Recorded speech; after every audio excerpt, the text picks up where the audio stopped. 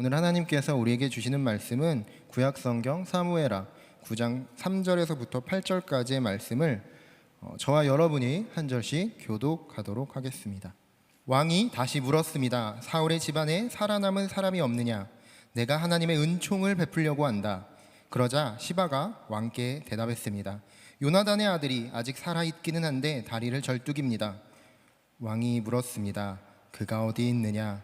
시바가 대답했습니다. 지금 로드발 암미엘의 아들 마길의 집에 있습니다.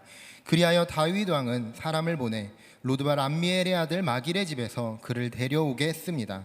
사울의 손자이며 요나단의 아들인 무비보셋이 다윗에게 와서 엎드려 절했습니다. 다윗이 말했습니다. 무비보셋아. 그가 대답했습니다. 왕의 종입니다. 다윗이 그에게 말했습니다. 두려워하지 마라. 내가 내 아버지 요나단을 생각해 내게 은총을 베풀고 내 할아버지 사울에게 속했던 모든 땅을 내게 돌려줄 것이다. 그리고 너는 항상 내 식탁에서 먹게 될 것이다. 함께 읽겠습니다. 무비보셋은 절을 하며 말했습니다. 이 종이 무엇이라고 죽은 개나 다름없는 저를 그렇게 생각해 주십니까? 아멘. 오늘 여러분이 읽으신 본문을 보면요, 핵심 인물이 두 명의 인물이 등장을 합니다. 한 사람은 우리가 너무나 잘 알고 있는 사람이죠. 바로 다윗이라는 사람입니다.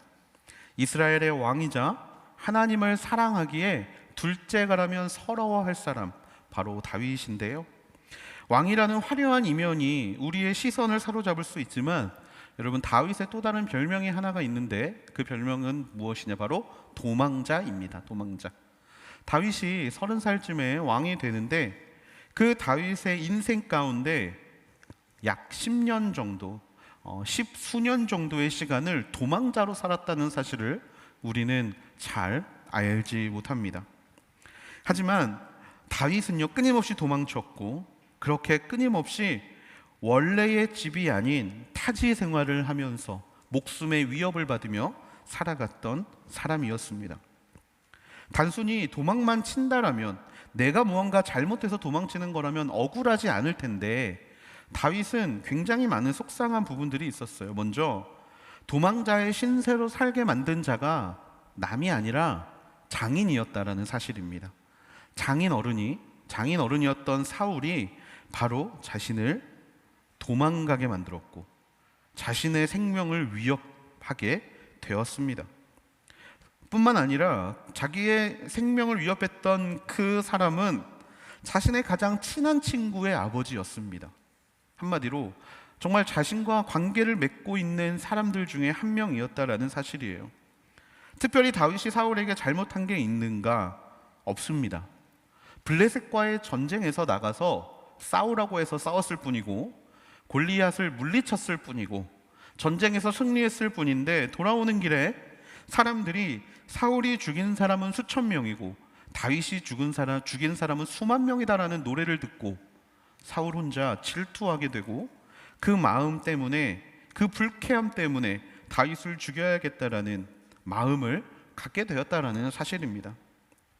얼마나 억울합니까? 또 얼마나 속된 말로 어이가 없습니까? 하지만 다윗은 그러한 상황, 도망의 순간들 속에서도 끊임없이 자신과 함께하는 하나님, 그리고 언제나 자신과 동행하는 하나님과 그 시간들을 잘 견디어냈습니다. 하지만 견디어냈던 거지 그 시간의 어려움이 어디 가지 않았다라는 건 변함이 없죠. 두 번째 인물이 등장합니다. 바로 무비보셋이라는 인물입니다. 이 무비보셋이라는 이름, 발음하기 어려운 이 사람은요, 사울의 손자입니다. 사울의 손자이자 요나단의 아들입니다.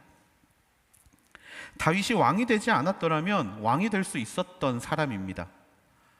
사울과 요나단을 거쳐서 궁극에는 자신이 왕이 될 수 있었던 사람이죠. 그런데 그가 5살이 되던 해에 전쟁이 일어납니다. 블레셋과의 전쟁이 일어나고 자신의 할아버지와 자신의 아버지 사울과 요나단이 그 전쟁에 나가게 되고 둘 다 죽임을 당하게 되죠. 유모가 급하게 무비보셋을 데리고 도망을 가다가 그 아이를 땅에 떨어뜨리게 되고 그때부터 다리를 절게 되는 불운한 인생을 사는 사람이 바로 무비보셋이라는 인물입니다. 여러분, 가장 부모님의 사랑이 필요할 때가 아이가 태어났을 때부터 7살까지라고 이야기합니다. 요즘 금쪽 같은 내 새끼 뭐 이런 프로그램들을 보면요, 아이의 돌발 행동과 아이의 이상 행동의 핵심은 바로 부모가 그 아이를 제대로 돌봐주지 못했을 때, 사랑을 제대로 주지 못했을 때 그런 모습이 일어나는 것들을 우리가 너무나 많이 보고 있죠. 무비보셋은 어떻겠습니까? 가장 부모님의 사랑이 필요할 때 부모님이 곁에 없었고, 가장 활발하게 몸으로 인생을 배워야 할 때, 놀이를 배워야 할 때, 즐거움을 누려야 할 때 장애 때문에 그는 그 순간을 경험하지 못했습니다.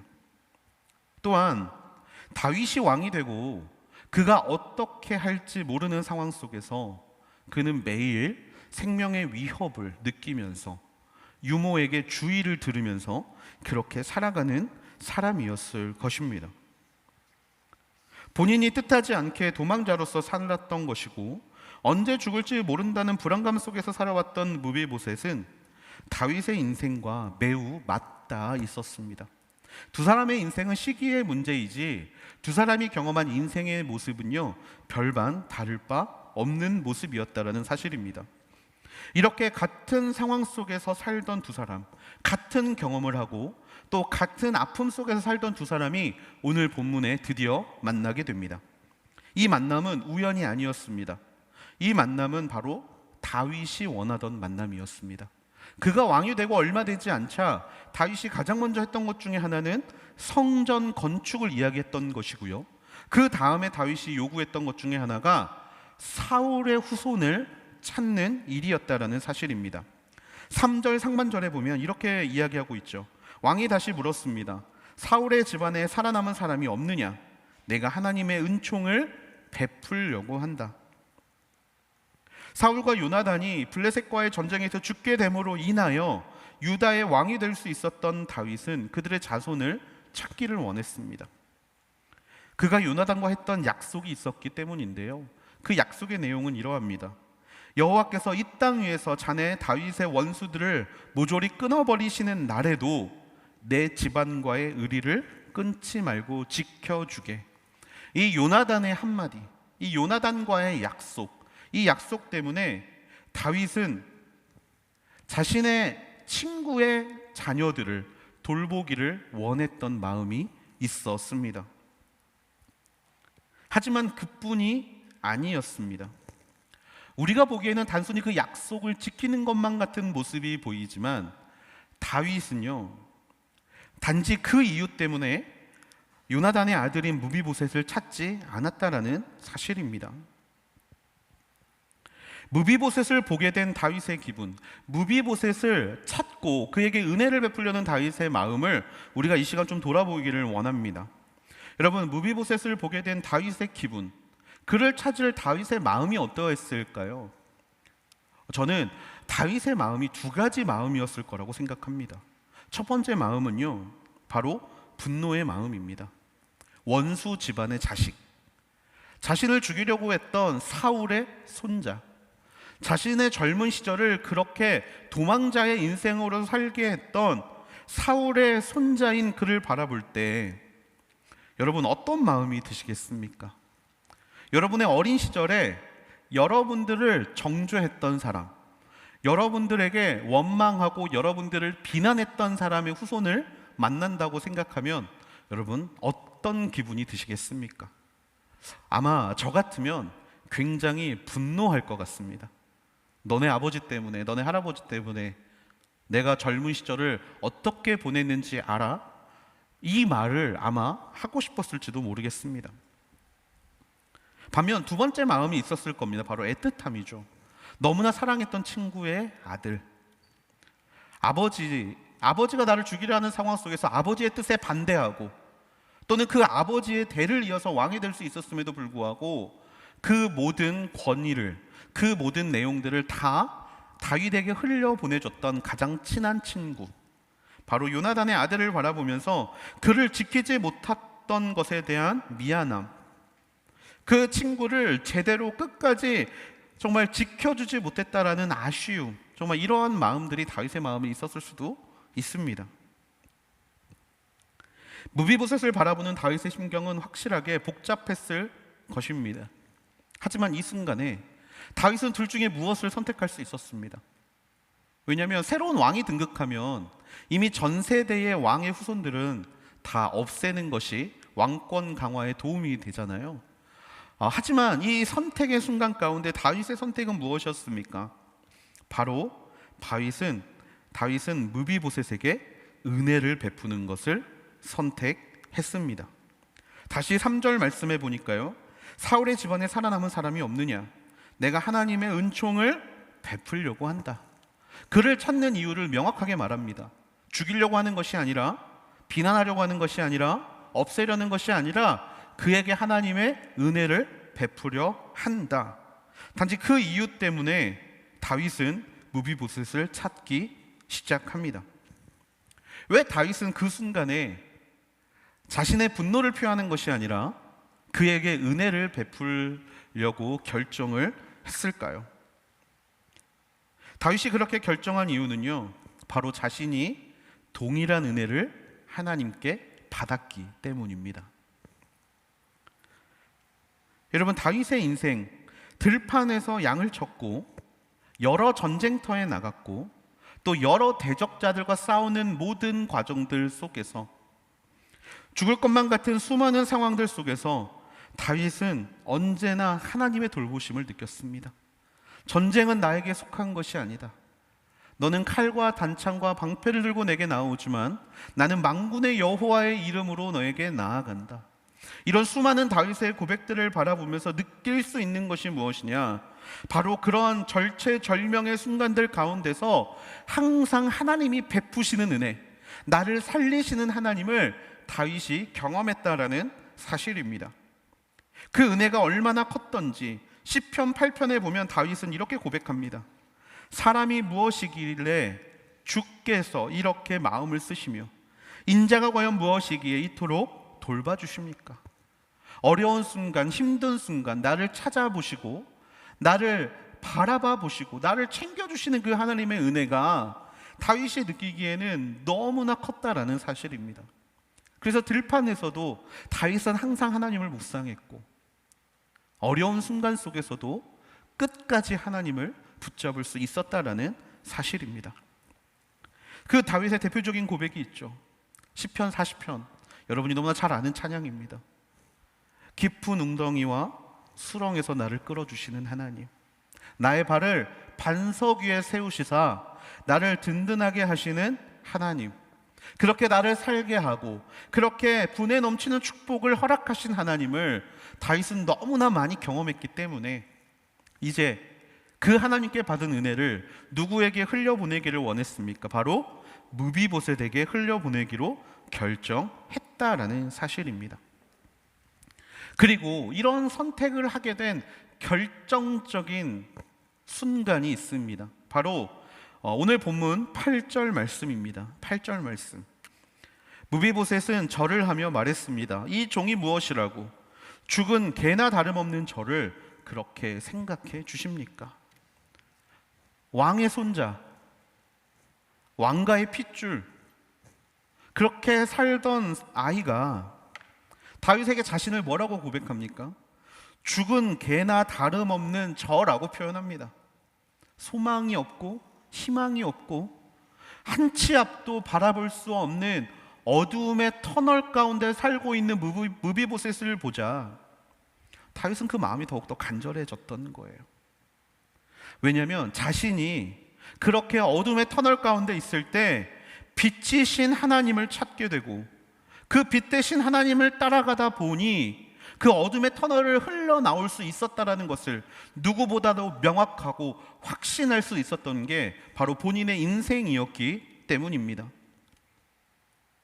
다윗은 바로 그 아픔에 주목했던 것이죠.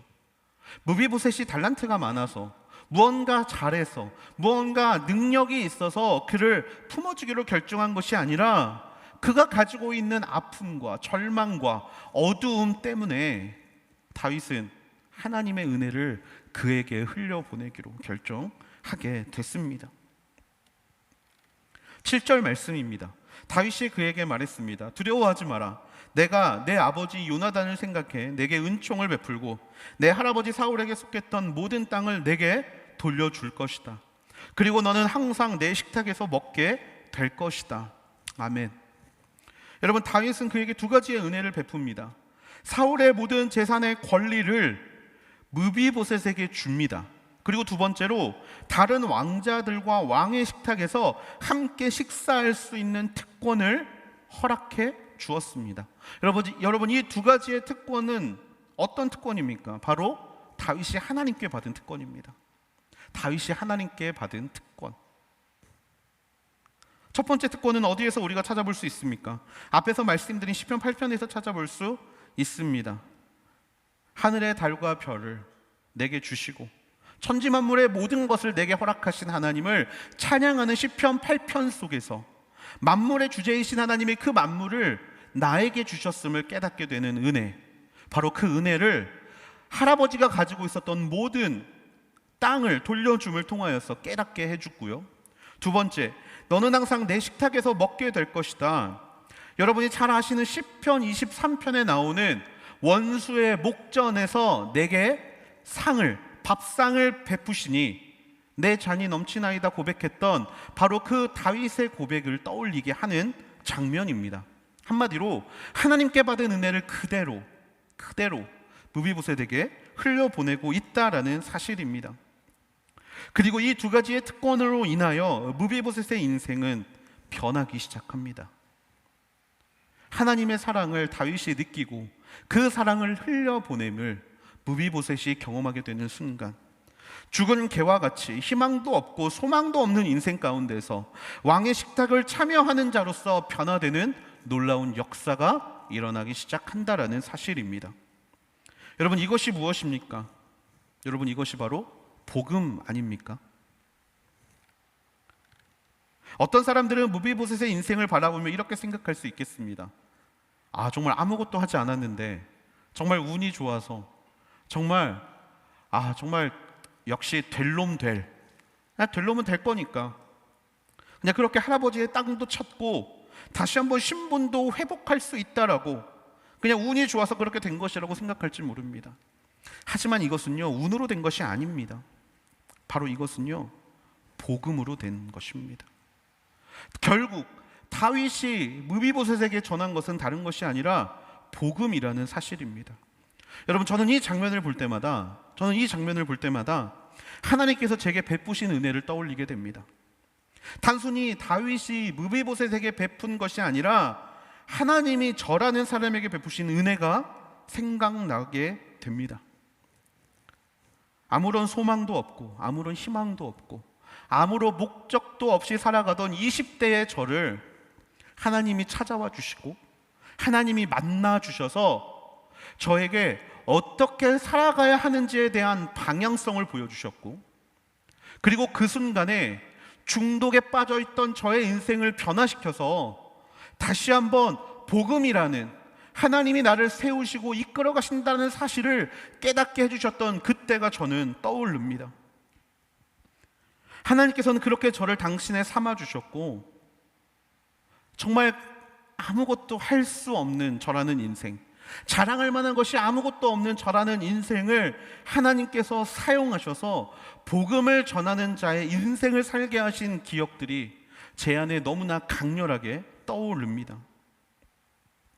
제가 잘해서 된 것이 아닙니다. 죄 많은 인생이고 부족한 인생이지만, 맨날 죄를 지어가면서 하나님이 아닌 다른 것에 빠져 살던 인생이지만, 원수 같은 인생이지만 하나님이 저를 사랑하기로 결단하시고 하나님께서 제게 은혜 베풀기로 결단하시는 그 은혜 때문에 제가 변화될 수 있었다라는 사실입니다. 여러분, 그런 인생에 하나님의 자녀가 되는 권세와 특권은 운으로 된 것이 아니라 하나님의 계획하심으로 되었다라는 사실을 우리는 인정해야 합니다. 여러분은 어떠십니까? 여러분의 인생은 이 무비보셋이 누리고 있는 은혜를 누리고 계십니까?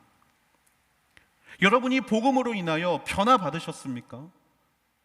아무런 자랑할 것도 없고 하나님 앞에서 인정받을 것 없는 인생이라 할지라도 하나님께서 찾아오시는 순간 하나님의 자녀가 되는 이 놀라운 역사를 여러분 경험하셨습니까? 저는 이 복음을 우리 모두가 느낄 수 있게 되기를 소망합니다. 단순히 성경에 나오는 이야기로 치부하지 않게 되기를 소망합니다. 동일한 역사가 저와 여러분의 인생 가운데 일어날 수 있는 줄로 믿습니다. 여러분, 이 복음을 받아들일 수 있게 되기를 소망합니다.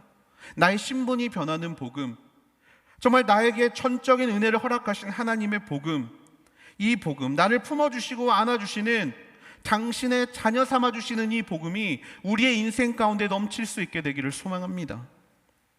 여러분, 무비보셋과 같이 나를 바라볼 때 아무런 소망을 찾지 못하는 인생이 우리의 인생 아닙니까?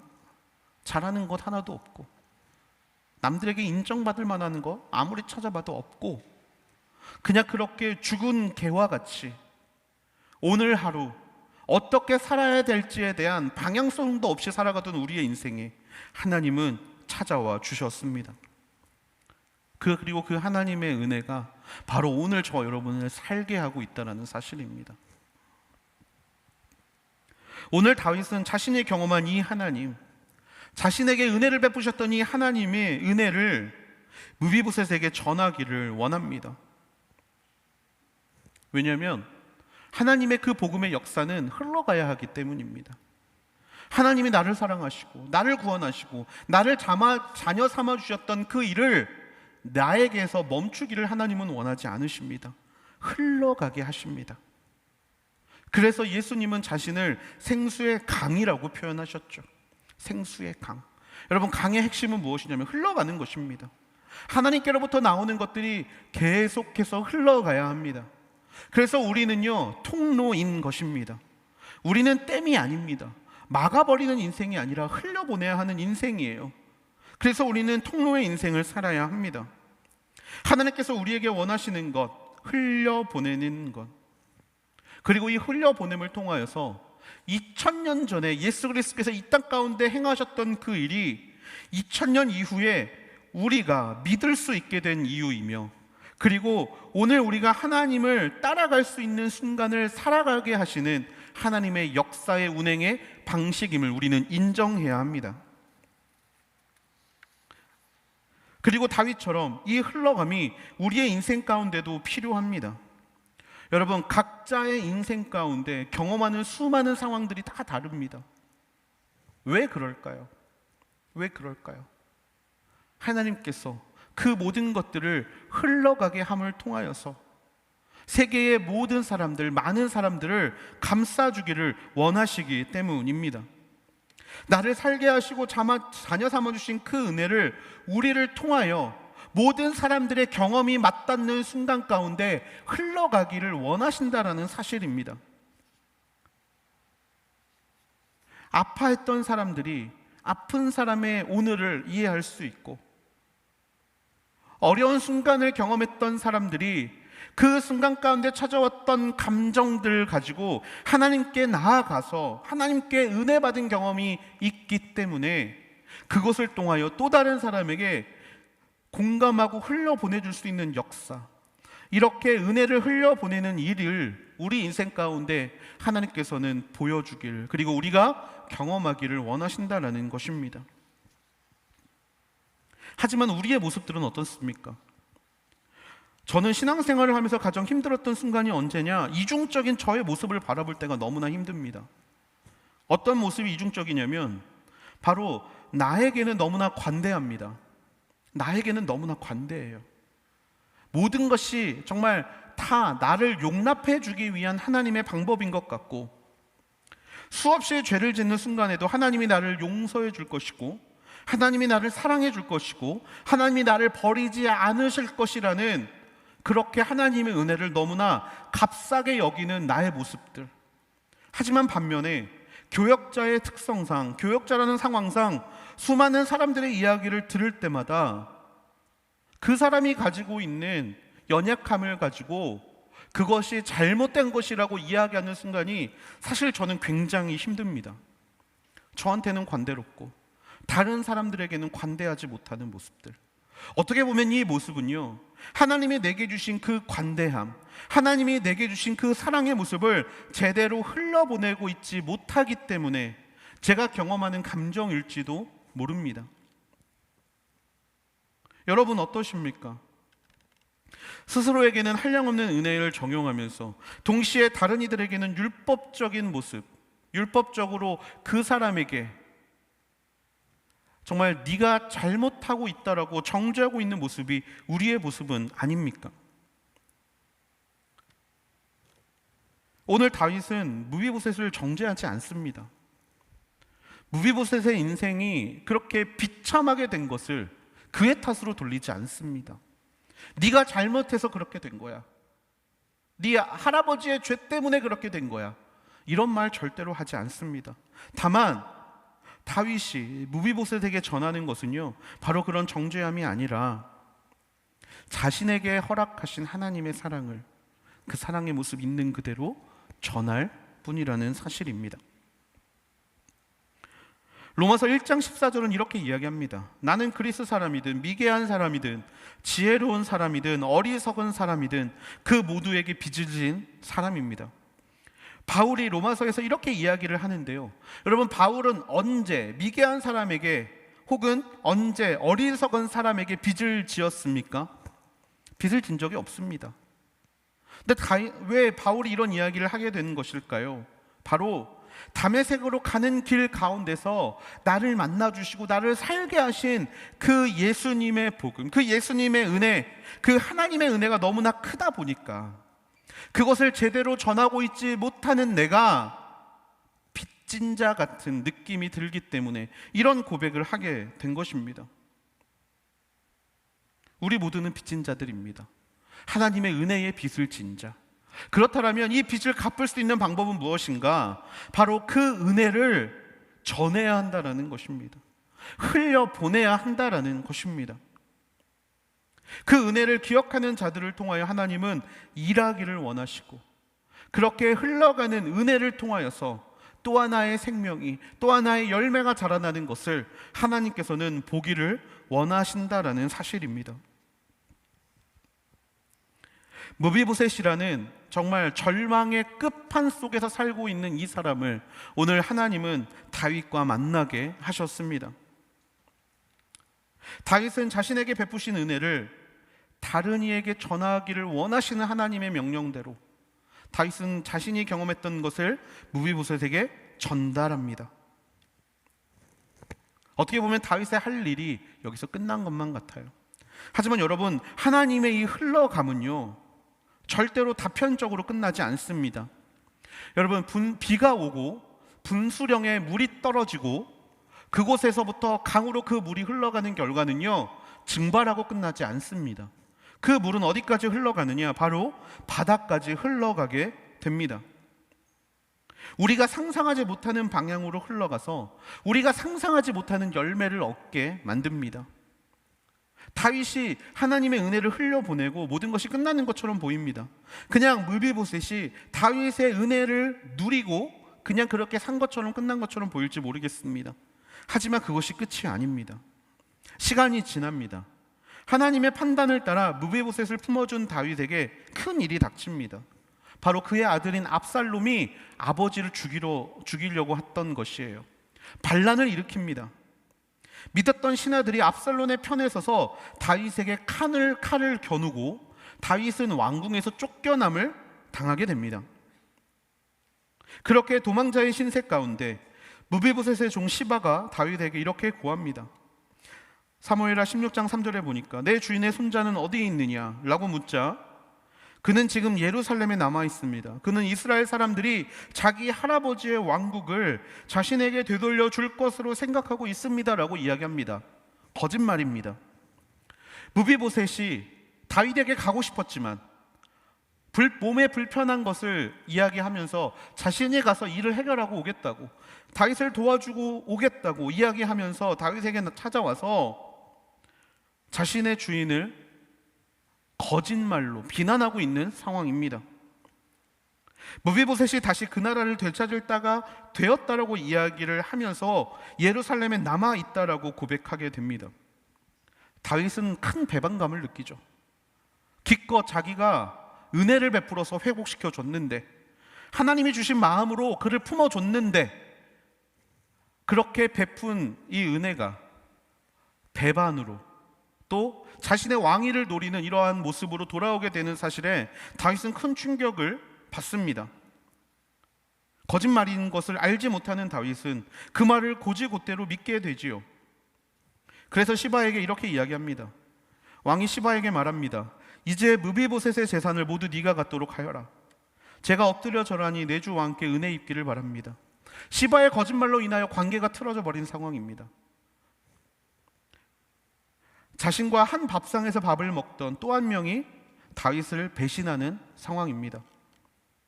그의 재산을 다 빼앗아 시바에게 주라는 다윗의 말은 무비보셋이 들었을 때 얼마나 상처가 되는 말이었겠습니까?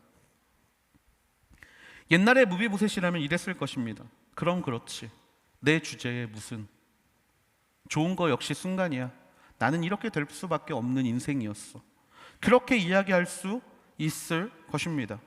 그런데요, 무비보셋은 그렇게 행동하지 않습니다. 죽은 개처럼 살았던 인생이 하나님의 은혜를 경험하게 되고 어떤 인생으로 변하는가? 압살롬의 반란이 진압되고 다윗이 다시 예루살렘에 복귀할 때 무비보셋이 다윗 앞에 나옵니다. 19장 24절에 보니까 사울의 손자 무비보셋도 왕을 맞으러 나갔습니다. 그는 왕이 떠난 날부터 왕이 무사히 돌아오는 날까지 발도 씻지 않고 수염도 깎지 않으며 옷도 빨아입지 않고 지냈습니다. 하나님의 사랑을 경험한 그는 다윗이 돌아오기를 전적으로 기다려주고 있었습니다. 자신에게 은혜를 베푼 사람을 위해서 나를 위한 어떤 것도 하지 않은 채 그를 위해 중보하고 그가 돌아오기를 기다리면서 하나님 앞에 그렇게 나아가는 인생을 살아왔던 거죠. 그리고 그는 이렇게 고백합니다. 더 말해 무엇하겠느냐? 내가 명령하는데 너와 시바가 서로 밭을 나누어라. 무비보셋이 왕께 말했습니다. 내 주 왕께서 무사히 집에 도착하셨으니 그가 모든 것을 갖게 하십시오. 시바의 거짓말로 인하여 빼앗긴 재물을 돌려달라고 요청하는 것이 아니라 반으로 나누라는 명령에 그냥 모두 다 그에게 주라고 이야기하는 이 모습, 여기에서 무비보셋의 선택은 바로 은혜를 기억하고 그 은혜면 족하다라는 결정을 우리가 깨닫게 된다라는 사실입니다. 어떻게 보면 시바의 말만 믿고 자신의 모든 것을 빼앗아간 다윗을 원망할 수 있지만 아무것도 자랑할 것이 없고 아무것도 줄 것 없는 자신을 하나님의 은혜로 품어주었던 다윗에게 그런 다윗이 했던 말이나 행동은 전혀 상관없이 동일하게 하나님의 은혜를 그에게 흘려보내주고 있는 무비보셋의 모습을 우리는 발견하게 된다라는 사실입니다. 여러분 어떻습니까? 이것이야말로 하나님의 은혜의 모습입니다. 지금 당장은 내가 흘려보내는 것 같습니다. 지금 당장은 내가 섬기는 것 같고 지금 당장은 내가 이 흘려보냄을 그냥 나의 일에 더해서 무언가 이 흘려보냄을 감당하는 일처럼 여겨질지도 모릅니다. 하지만 하나님의 은혜는 그렇게 흘러서 다시 나에게 돌아오게 되어 있습니다. 다시금 나를 하나님의 사랑을 경험하게 하는 자리로 이끌어가고 그렇게 나를 채우시고 이끌어 주셨던 하나님을 만나는 자리로 흘러가게 된다라는 사실입니다. 그래서 하나님의 은혜는 흘러가야 합니다. 서로가 서로에게 흘려보내야 하고 그렇게 흘러가던 것들이 다시금 나에게 돌아와서 다시금 더 큰 은혜의 강물로 흘러가는 것, 바로 이것이 하나님이 우리에게 은혜를 흘려보내라고 말씀하시는 이유라는 사실을 우리는 기억해야 합니다. 여러분, 그래서 우리가 지난번에 함께 보았던 야고보에서 우리의 정체성을 뭐라고 이야기를 했습니까? 이 땅의 첫 열매라고 이야기한 것입니다. 첫 열매. 여러분, 첫 열매가 있어야 그 열매에서 나온 씨앗이 땅에 뻗어야 또 다른 나무가 생기는 것 아닙니까? 아무도 그 은혜를 흘려보낼 사람이 없다라면 그 은혜는 누가 흘려보내겠습니까? 그래서 예수님은 우리에게 그 은혜를 흘려보내 주신 겁니다. 우리가 그 열매가 되기를 원하는 마음으로. 예수님이 우리에게 흘려보내주신 그 은혜를 우리가 또 다른 이에게 흘려보내게 되고, 그렇게 흘러갔던 은혜들이 곳곳에 나무를 자라게 하고 곳곳에 하나님을 원하는, 하나님을 따르는 자들을 만들어내고, 그 열매를 또 내가 지치고 피곤하고 쉴 때 먹게 되는, 그렇게 공동체 안에서의 연합과 공동체 안에서의 함께함을 하나님이 보여주기를 원하시기에 하나님은 오늘 우리를 통하여 이 은혜가 흘러가기를 원하시는 줄로 믿습니다. 죽은 개로 자신을 표현하던 자가 은혜를 입었습니다.